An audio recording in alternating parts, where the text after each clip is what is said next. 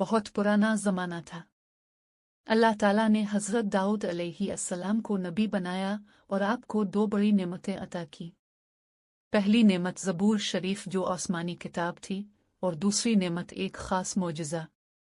आपकी आवाज़ इतनी प्यारी थी कि जब आप अल्लाह की तस्बीह करते तो परिंदे और पहाड़ भी आपके साथ मिलकर अल्लाह की हम्द बयान करते।